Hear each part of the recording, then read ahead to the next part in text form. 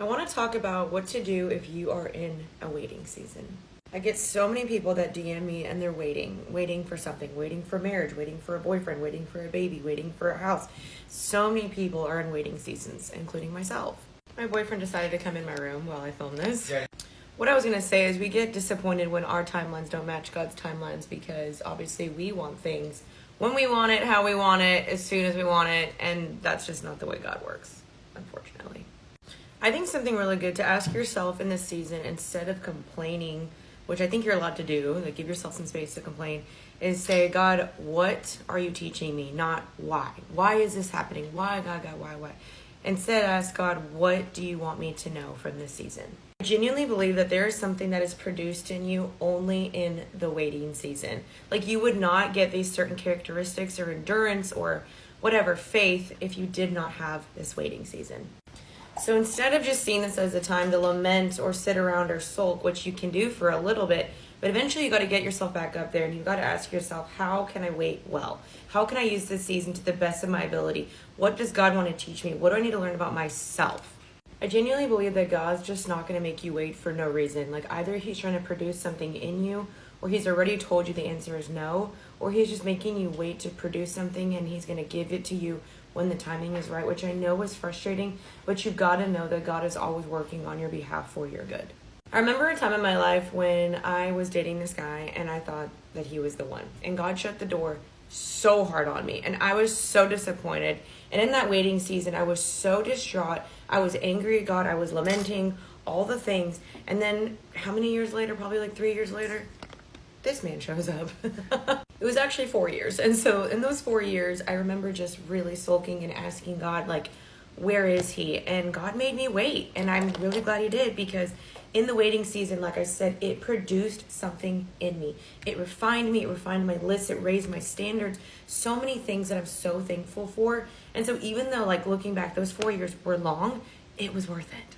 The difficult about this, though, is that God will not always answer our prayers. He's not going to give you everything you want like a magic genie, because that's just not how he is, because he knows better than you what you need and what you don't need. And so if he doesn't answer your prayer, you've got to trust and know that it is for your good. So I don't know what you're waiting for. You can comment down below or whatever, but just know that God is in the waiting season. You got to look at this season as what can be produced in me and how can I use this to the best of my ability and how can I increase my faith and my patience. And God may give you that prayer and it may not be what you've expected when you get it, but it's going to be better because it's God ordained. So don't lose hope, my friends, and I pray that you wait well. I just want to speak a second to the person who has been waiting and waiting and waiting on God, and they feel like that God isn't showing up. And honestly, I feel you, because there have been times recently where I have felt a very similar thing. Sometimes God really uses analogies to get to me, and I was just thinking about whenever you go to a restaurant and you order food, right? And whenever you order your meal, sometimes they say, hey, I can give that to you, but it's going to take 5 or 10 minutes extra. Can you wait that? It'll be fresh. And you typically say, like, yeah, because that is what you came to get. And then we wait those 5 or 10 extra minutes and we trust that the cook is going to give us our food. And every time, without fail, unless it's a really bad restaurant, they give you your food. And why do you wait for that food? Well, you wait for it because you know it's fresh and you know that that's what you want. And I just want to come to you because I want you to know that I think that for some of us, we have asked God for this amazing person. We've asked God for a godly relationship that represents Him. Whenever you are asking God for something that represents Him, for a God thing, you're going to have to wait on God's timeline. But it's really easy to compare ourselves and to say, well, they're getting their food way faster and I'm having to wait here. But the thing is, they're not getting the same thing as you are. They're okay for the thing that's quick. They're okay to go through and get what was available. But if you want something custom made by God, then you're going to have to wait for Him to custom make it. You're going to have to wait for the food to be ready. Because guess what? Some of you guys are saying, no, God, I just want it now. If He gave it to you now, it would be raw. It wouldn't be the thing that you want. It actually has to go through a chemical process for it to be ready. And I think in the same way, God is doing that with some of our partners or with some of us. He is in the process of transforming them so that they will be the people that they need to be for you to have a relationship that pushes you closer to Christ. And And I'm speaking so much to myself right now, but if you're able to rely on a fast food restaurant worker, if you're able to trust on them to bring you your food at the right time, then how much more should you be able to trust God to bring you that situation at the right time? And this is especially to the people who have given their relationships to God. If you have released it to God, then wait for your God result. It is not time to give up. It is time to wait. This is where grit comes in. This is where strength comes in. This is when endurance comes in. If you were running a 5K, you wouldn't just stop if you had 0.2 miles left. You would keep running because you have already waited this long. You've already come this long. God has already proved time and time again that He is in your corner. Why in the world do you think that He's just stopped now? No, He is getting it ready for you. He is getting your promise ready for you. So trust in Him. If you're in a season of in-between right now, I really needed to hear something this morning, and I feel like somebody else does too. I opened this page, the last day I wrote on it, so I opened today. It says disruption. Babies come out crying because they're mad.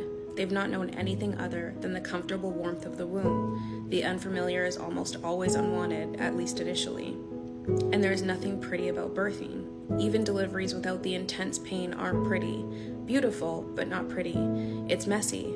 Most things that matter are. But this is how the shift into higher purpose works. We get evicted from here and relocated there. God won't bless you here with what He has for you there. If He gave you your there blessing, you'd never move from here. You'd stay. So sometimes the reason God seems like He isn't answering your prayers is that the provision doesn't fit with where you are. God isn't being mean, He is being a parent. You'd never learn how to walk unless you take steps forward. If you're always carried, or if everything always comes to you, then you'd never find your legs. You'd never learn what it takes to get up from where you are to get to where you could and should be. God isn't holding your blessing hostage. He just put it there, smack in the center of the place He wants you to get to. However, the place in between here and there is an obscure place of transition. God is intentionally moving you from the womb to the birth canal. It may be tight, dark, and uncomfortable, but you can't stay in the incubator forever. Embrace the shift. The best is on the other side of birth. For I know the plans I have for you, declares the Lord, plans to prosper you and not to harm you, plans to give you hope and a future. I feel like somebody else needed to hear that today too. So how do you wait on the relationship that God has for you? How do you trust that God has a person for you and is going to put that person into your life? Listen, I'm still single, and sometimes, I'll be honest, I struggle to believe that it is not on me to force a relationship happening in my life. And I've also had to learn this because every time that I try to force something, it usually falls apart in my face. And then I'm just wishing that I never took the control in my hands in the first place. One of the best things that has helped me wait on God's timing and have patience is by simply bringing my requests to God and just laying each one at His feet, especially when I'm feeling anxious in this area of my life. And I pray and I ask God to guide me to the man that He has for me. And here's why this helps. I can talk to my mom about it. I can talk to my friends about it. I can talk to a therapist about it. But none of that is as powerful as me talking to God about it, because God is the one who actually has the ability to change that situation. James 5:16 says that the prayer of a righteous person is powerful and of great working. It doesn't say that me complaining to my friends or my mom is of powerful and of great working. It says that me praying about something has the power to change that situation. So when I find myself getting anxious about my relationship life, and perhaps when you find yourself getting anxious about when God is going to send the person that you're going to marry, it is such a reminder for us to pray, to lift up our requests and our concerns to the Lord, and to trust that even though we might feel super anxious about it, He's got it completely under control. When you stop entertaining the men and relationships that you know you don't deserve and that you know are not worth your time and your attention, you begin to attract a new level of men in abundance. So I am in a new relationship, and as I look around my apartment, I've only been dating him since August, and I'm looking around my place, and there's so many little things that he's left behind as evidence of his love. This necklace is included. Flowers are in my living room. I got bath bombs and perfume, and I just have all these beautiful experiences already within a 4 to 5 month time frame of a man who I've been dating who aligns exactly with what I asked God for. But first, before I met him, I feel like I was being tested, and I got opportunities to date other people, but they were not in alignment, right? So I just was telling myself that if it's not for me, if it's not what I prayed for exactly, then I'm not going to entertain it. Of course I was lonely. Of course I was having those emotional experiences where I wanted to be held, where I wanted somebody to talk to, the companionship, the sexual pleasure.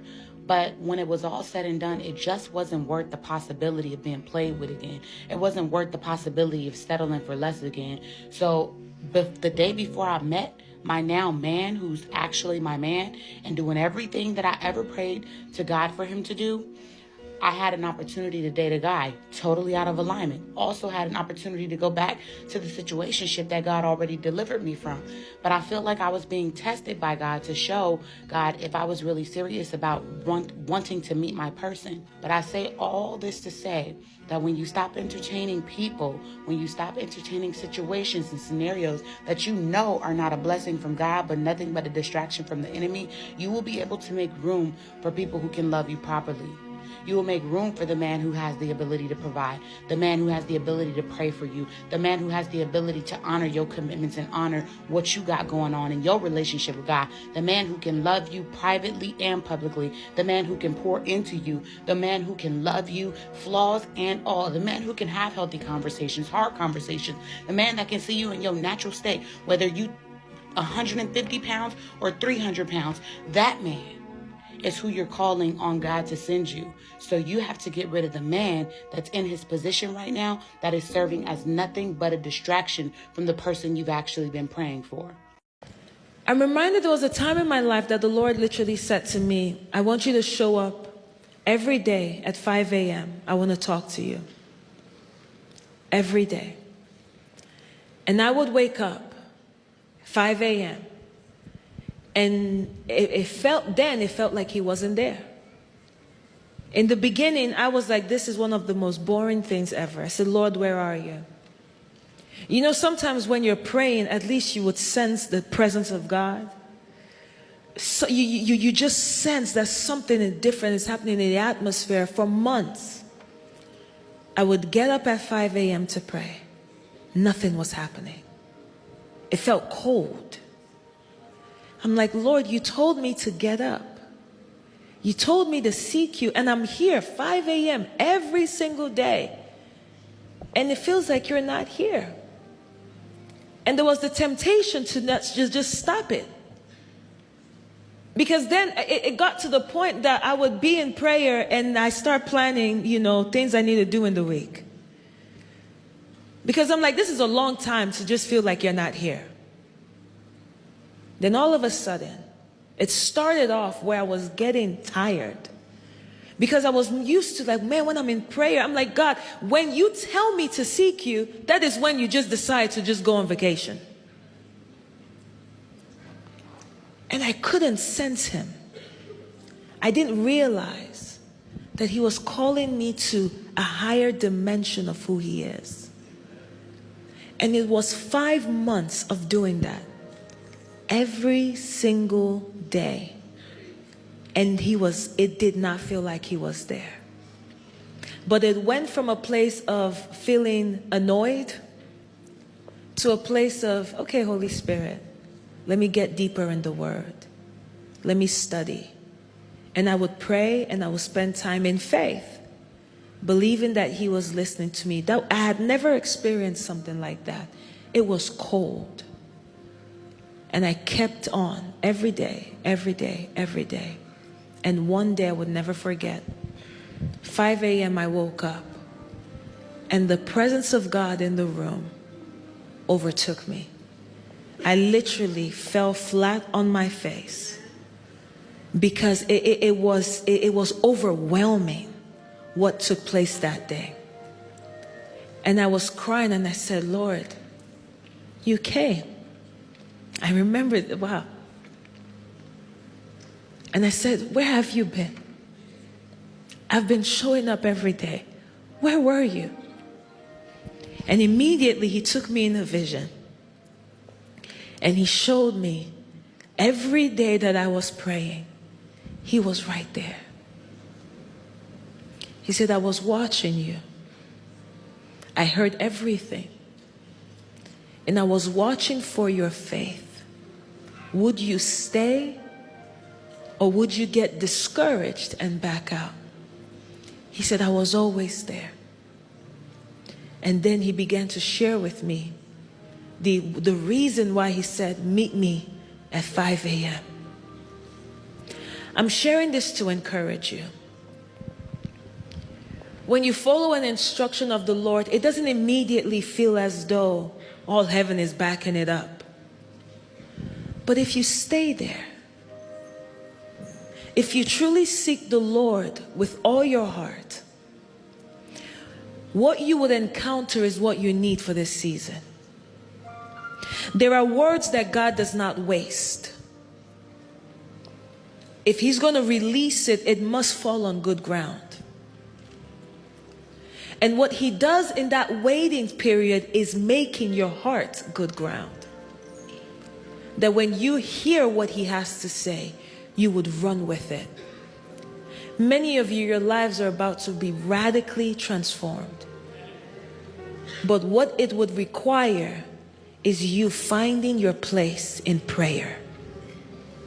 Not out of religion, but out of the place of dependency on God. And what you would encounter will change your life. Here's what the scripture says. He that finds a wife finds a good thing. Didn't say he that finds a girl that he's attracted to, who he then begins to date, who he then calls his girlfriend, who he then buys a ring, proposes, and makes her his fiance, who he then marries later, who becomes his wife. You're not a wife when I marry you, you're a wife when I find